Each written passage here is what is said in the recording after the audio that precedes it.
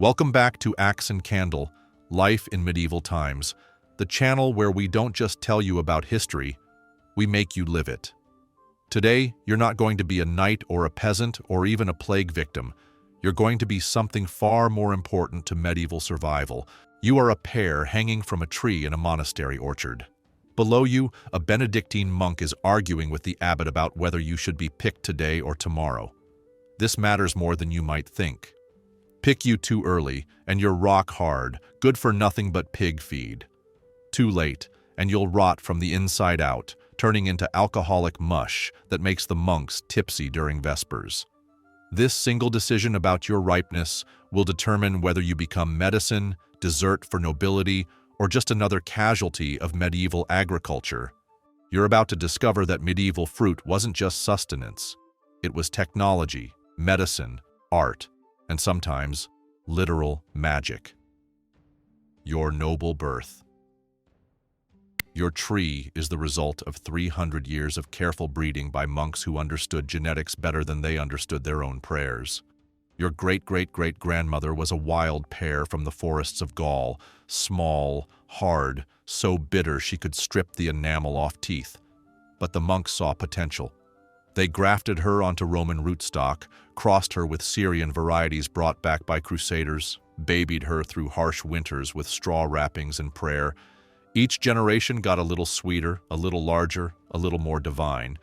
You are essentially a manufactured miracle. Your orchard isn't random either. You're growing in what medieval agricultural texts call a pomarium, a walled garden where every tree is positioned according to celestial mathematics. The monks believe that fruits grow better when aligned with planetary movements. Mercury for quinces, Venus for apples, Mars for medlars. You, as a pear, belong to the moon, which is why you're planted near the water source. This is completely wrong, of course, but it works because lunar positioning happens to correspond with good drainage and morning sun. The wall around your orchard isn't just for keeping out thieves, it's a microclimate manipulation device. The stones absorb heat during the day, release it at night, extending your growing season by weeks. The monks learned this from Roman agricultural manuals that survived the Dark Ages in their libraries. What the Romans knew, the monks preserved. What the monks preserved, you embody. The economics of sweetness. Let's talk about what you're worth. In 1287, sugar costs more than gold. Honey is expensive and often reserved for medicine. You're one of the only sources of sweetness available to 99% of the population. You're literally worth your weight in bread, about 7 loaves if you're a good size. But your real value isn't in your flesh, it's in what you'll become. Dried, you'll last all winter, your sugars concentrating into something almost as sweet as those dates the Arabs trade for fortunes. Fermented into perry, you become safer to drink than water and valuable enough to pay rent. Cooked down into a paste with spices, you transform into pear bread, a luxury confection that nobles give as diplomatic gifts. The monastery that owns you runs basically a fruit-based investment bank. They loan out grafting wood from your tree to local lords in exchange for land rights. They trade your preserved sisters to merchants for exotic spices from the Orient. They even use you as collateral for building projects. The new bell tower, funded by a 30-year contract for dried pears.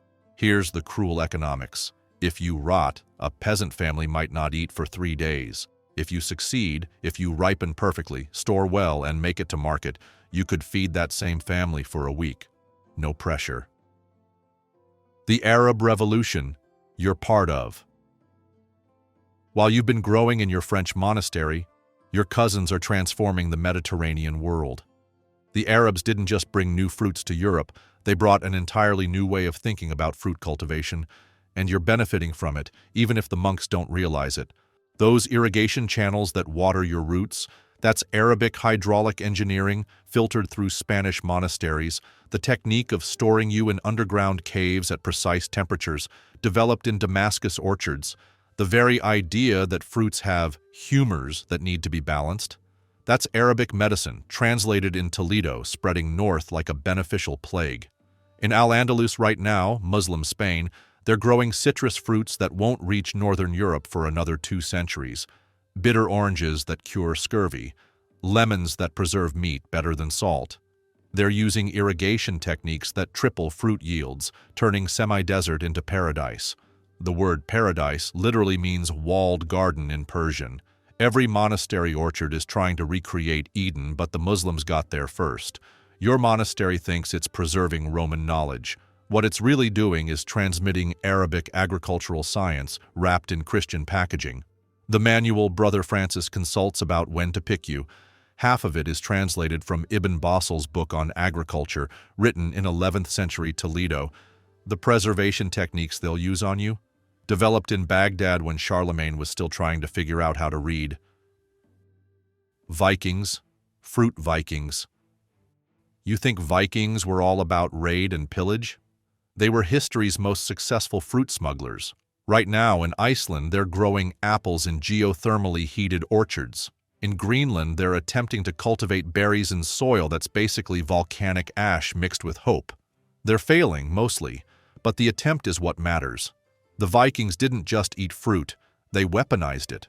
They knew that cloudberries prevented the bleeding gums that killed sailors on long voyages. They fermented everything, apples, pears, cherries, even rose hips, into alcohols that were safer than water and valuable as trade goods. When they raided monasteries, they took fruit trees as often as gold. A good apple variety was worth more than plunder because it kept producing wealth year after year. Your own ancestors might have traveled in a Viking longship. The Normans, who were basically reformed Vikings, brought superior apple varieties to England after 1066. They introduced techniques for storing fruit through winter using nothing but straw and controlled ventilation. They created the first commercial orchards, selling fruit rather than just growing it for personal use. But here's the Viking innovation that changed everything: portable preserved fruit. They developed techniques for drying berries and fruit leather that could survive months at sea. This wasn't just food, it was medicine, trade goods, and sometimes the only thing standing between a successful voyage and everyone dying of scurvy. The Preservation Wars. Your future isn't fresh consumption. Medieval people are terrified of fresh fruit. Physicians believe raw fruit causes everything from melancholy to plague.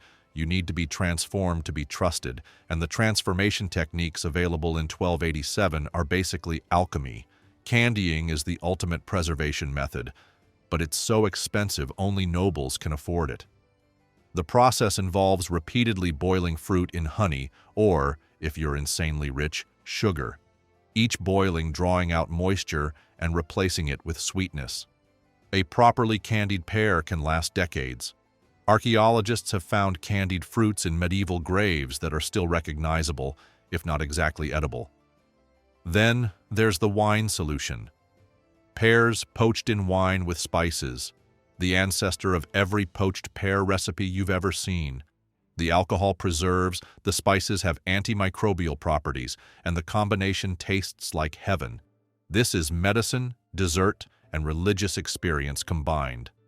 Hildegard of Bingen, the mystic nun, prescribed wine-poached pears for everything from headaches to demonic possession. But most preservation happens through drying. You'll be sliced thin, laid on woven racks, and placed in still houses. Special buildings designed to maximize airflow while keeping out insects.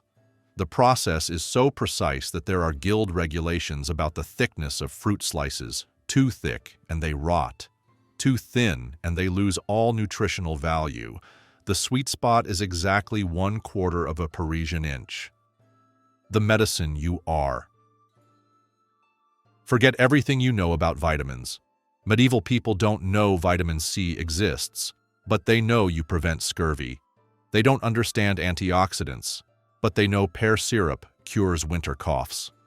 You're medicine, but the medical theory is insane. According to Galenic medicine, you're cold and moist in the 2nd degree. This means you're good for hot, dry diseases like fever, but dangerous for cold, wet conditions like pneumonia. Eaten raw, you'll cause loose bowels and melancholy. Cooked with warming spices like ginger and cinnamon, you become perfectly balanced, suitable even for kings. The medical uses get weird. Pear leaves, crushed and mixed with egg whites, supposedly cure burns. Pear wood, burned and mixed with wine, treats poisoning. Perry, fermented pear juice, is prescribed for kidney stones, administered in doses that would definitely get you drunk enough to forget about the kidney stones. But here's what's actually happening. You're one of the only sources of dietary fiber, vitamin C, and potassium available year-round. The warming spices that balance your cold nature actually do have antimicrobial properties. The alcohol in Perry actually does help sterilize contaminated water. Medieval medicine is wrong about why you work, but right that you do work. The global fruit underground. Right now, while you hang in your French orchard, there's a secret network of fruit smugglers operating across 3 continents. Seeds and cuttings are literally worth killing for. A new variety of apple or pear can transform a region's economy, and everyone's stealing from everyone. The Silk Road isn't just carrying silk. Hidden in merchant packs are seeds of Chinese jujubes, Persian quinces, Indian mangoes that will never survive European winters, but damn if they won't try. Monks are the worst offenders.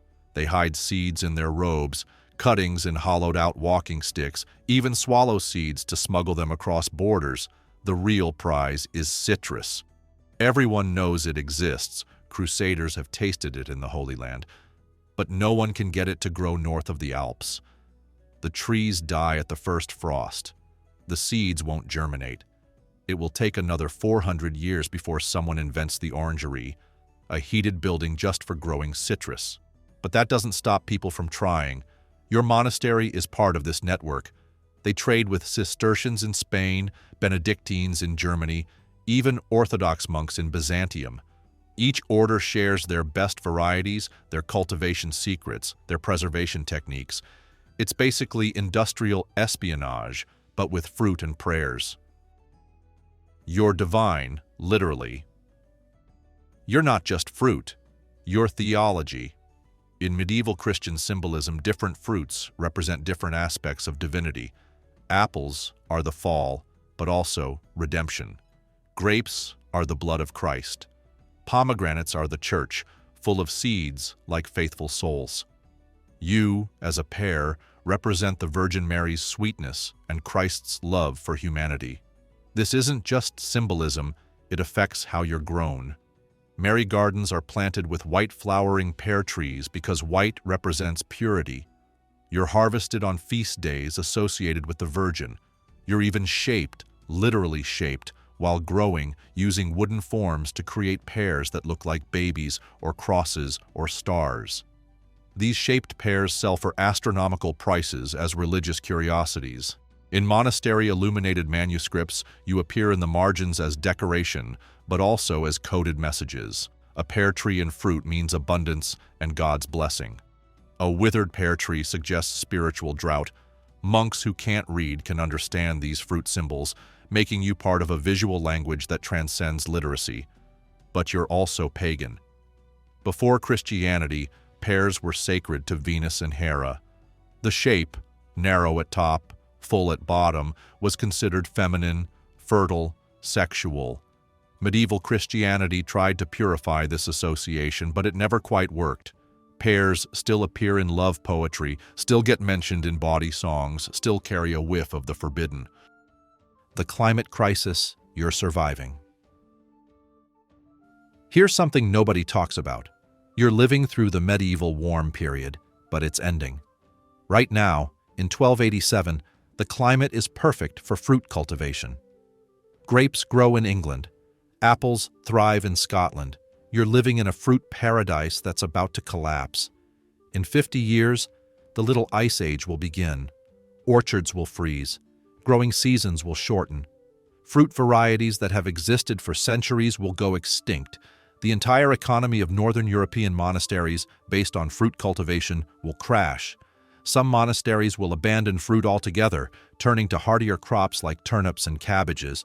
But you're also evolving. Each generation of fruit trees is selected for hardiness, for resistance to cold and disease. The varieties that survive the Little Ice Age will be tougher, less sweet perhaps, but more reliable. You're part of an unintentional breeding program that's creating climate-resistant fruit centuries before anyone understands climate. The preservation techniques developed now, drying, candying, fermenting, these become essential survival strategies when fresh fruit becomes impossible to grow. Your preserves will be more valuable than your fresh fruit. A jar of pear conserve will be worth a month's wages. The nobility problem. You're about to become political. Fresh fruit is for nobles. Preserved fruit is for merchants. Fallen fruit is for peasants. This hierarchy is enforced by law. In many regions, peasants can be hanged for picking fruit from trees, but allowed to gather windfall. You, hanging on your branch, are literally above the law. Noble orchards are different from monastery orchards. They're designed for show as much as production. Espaliered pear trees trained to grow flat against walls in elaborate patterns. Fruit trees pruned into architectural shapes, pyramids, globes, candelabras. The fruit is almost secondary to the aesthetic. At noble banquets, you won't just be eaten, you'll be performed. There's an entire ritual around fruit service. Pears must be peeled in one continuous spiral, the peel forming a rose on the plate. You'll be poached in wine so expensive that peasants could live for a year on its cost, then gilded with actual gold leaf because apparently you're not fancy enough on your own. But here's the dark side. Nobles are dying from their fruit consumption. Not from the fruit itself, but from the lead-glazed plates they're served on, the mercury-based preservatives, the arsenic-laced golden decorations. The peasants eating bruised windfalls are actually healthier than the lords eating gilded pears. The technology of you. You're not just biology, you're technology. The techniques for growing, preserving, and transporting you represent the highest technology of the medieval world. More advanced than castle building, more complex than armor making, more precise than cathedral construction. Take grafting. Medieval gardeners can take a cutting from your tree, splice it onto a quince rootstock, and create a hybrid that combines your sweetness with quince's hardiness. They can graft multiple varieties onto a single tree, creating a family tree that produces different fruits on different branches. This is genetic engineering, medieval style. The storage technology is even more impressive. Monastery cellars maintain precise temperatures using underground springs and ventilation systems. They've discovered that apples emit something, they don't know it's ethylene gas, that makes other fruits ripen faster, so they store them separately. They know that some pears need to be bledded, allowed to partially rot, to become edible, and they've developed techniques to control this process precisely. Transportation is an art. You'll be packed in straw that's been selected for its antimicrobial properties. You'll be shipped in barrels designed to allow airflow without letting in pests. There are actually patents, royal monopolies, on certain fruit transportation methods. Your inevitable end, that's actually a beginning. Brother Francis picks you. His hands are careful, bruise a pear, and it rots in days. You're placed in a willow basket with your brothers and sisters, each wrapped in wool to prevent contact. You're valuable enough to warrant individual packaging. Half of you will be dried, sliced with knives that are cleaned between each fruit to prevent disease spread, laid on racks made from wood that insects hate, placed in the still house where temperature and humidity are controlled by opening and closing vents according to a schedule that hasn't changed in 300 years. A quarter will be turned into perry, crushed in presses that are blessed by priests, fermented in barrels that have held the same fruit for generations, each barrel adding its own microscopic ecosystem to the fermentation. The perry will be medicine, payment, and sacrament. The last quarter, the most perfect fruits, will be preserved in honey and spices, turned into conserves that will last years. Some will be sent to Rome as part of the monastery's tithe. Some will be given to noble patrons. A few jars will be kept in the monastery pharmacy, prescribed for ailments that won't be properly understood for another 600 years. The future you're creating. It's 1287, but your influence extends far into the future. The preservation techniques developed for you will be applied to foods that haven't even arrived in Europe yet: tomatoes, potatoes, chocolate. The orchards planted for you will become the romantic landscapes of Renaissance paintings. The trade routes established to move you will carry ideas that trigger the scientific revolution. In 500 years, your descendant pairs will travel to the Americas, where they'll be planted by colonists trying to recreate European gardens in alien soil. Some will thrive, some will fail, but all will carry your genetic legacy. That careful breeding by medieval monks who understood selection pressure without understanding evolution. You'll live forever in every pair that comes after you, every technique developed to preserve you, every moment of sweetness you add to an otherwise bitter medieval existence. You're not just a pair, you're civilization itself, wrapped in skin and flesh, hanging from a tree, waiting to fulfill your delicious destiny.